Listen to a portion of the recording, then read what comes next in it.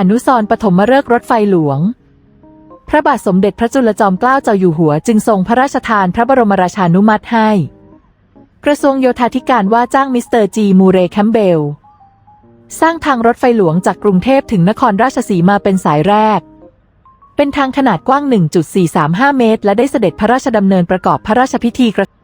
เริ่มการสร้างทางรถไฟณบริเวณย่านสถานีกรุงเทพเมื่อวันที่ 9 มีนาคม พุทธศักราช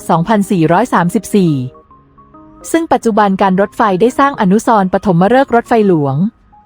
เพื่อเป็นอนุสรณ์สถานรำลึกเหตุการณ์สำคัญในอดีตและเพื่อน้อมรำลึกถึงพระกรุณาธิคุณ